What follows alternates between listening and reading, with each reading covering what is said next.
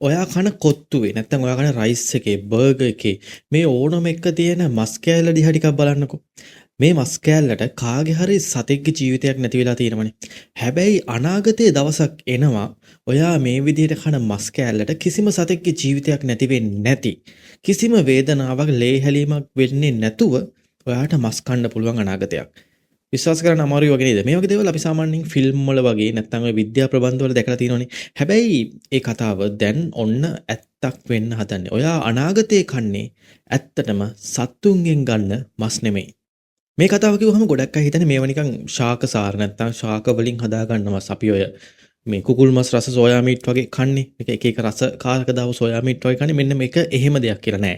මේක එහෙම දෙයක් නෙමෙයි. මේක ඇත්තටම කරන්නේ ජීවත් වෙලා ඉන්න සතෙක්ගෙන් පුංචි සාම්පල් එකක් ගන්නවා. ඒ කියන්නේ සතාට කිසිම හානියක් වෙන්නේ නැති වෙන්න සතාගේ ඇඟෙන් පුංචි සාම්පල් එකක් අරගෙන පුංචි ජාන කොටසක් අරගෙන මේ ජාන කොටස වෙනත් මාධ්‍යයක් ඇතුලේ වගා කරන්න පටන් ගන්නවා. ඒ කියන්නේ ප්‍රෝටීන් පිරුණු සහ ඒක හැදෙන්න ඕනි විදිහේ මාධ්‍යයක් ඇතුලේ මස් වැවෙන මාධ්‍යයක් ඇතුලේ මේක වගා කරන්න පටන් ගන්නවා. දින ගාණක් යනකොට මේ සෛලය කෑලි කෑලි වලට බෙදිලා බිලියන ගණන් කෑලි වලට බිලියන ගණන් සෛල වලට මේක බෙදිලා මේක පැතිරෙන්න නැත්නම් මේක වගා වෙන්න පටන් ගන්නවා. ඒ කියන්නේ හරියටම සතෙක්ගේ ඇඟේ මස් හැදෙනවා වගේ අපි අර මස් ගොබ දානවා වගේ මස් හැදෙනවා වගේම මෙන්න මේ වාජනයක් ඇතුළේ නැත්නම් මේ මාධ්‍ය ඇතුළේ එහෙම නැත්නම් මේ ලැබ් එක ඇතුළේ මස් වැවෙන්න පටන් ගන්නවා. මේක කිසිම වෙනසක් නැහැ. සාමාන්‍යයෙන් සතෙක්ගේ ඇඟේ හැදෙන මස් වලටම මේක 100%ක් සමානයි කියලා තමයි කියන්නේ.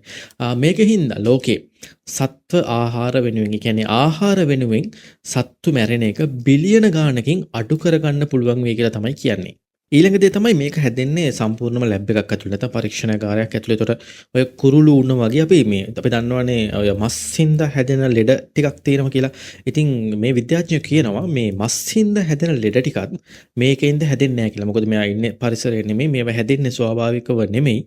මේවා හැදෙන්නේ හොඳටම ජීවාණුහරණය කරව විශේෂ තාක්ෂණයක් තියෙන ලැබ් එකක් ඇතුළේ හින්දා මේ වගේ ලෙඩ හැදෙන එකත් ඒ කියන්නේ මස් වලින් අපිට ලෙඩ හැදෙන එකත් මේක හින්දා නවතිනවා කියලා. මේ වෙනකොට ඇමරිකාව සිංගප්පූරුව වගේ රටවල් වලට මේ විදිහේ ලැබ් එකක් ඇතුලේ හදන චිකන් වලට සහ බීෆ් වලට අවසර දීලා තියෙන්නේ මේ වෙනකොටත්. මේක පටන් ගද්දී කියන්නේ මේක ආරම්භයේදී ටිකක් ලොකු පිරිවැයක් ලොකු කොස්ට් එකක් යන වැඩක්. හැබැයි විද්‍යාඥයෝ විශ්වාස කරනවා මේ 3D ෆෘට් ප්‍රින්ටිං වගේ තාක්ෂණයක් ආවටත් පස්සේ ඒවත් එක්ක මේ ආරම්භයේදී ලොකු මුදලක් වැය වුණාට කාලයක් යනකොට සාමාන්‍යයෙන් අපි මස් මිලදී කන්න මිලටත් වැඩිය මේ කෘත්‍රිමව හදපු මස් අඩු මිලට සහ පෝෂදායී මස් අඩු මිලට මිලදී ගන්න හැකියාවක් ලැබෙයි කියලා.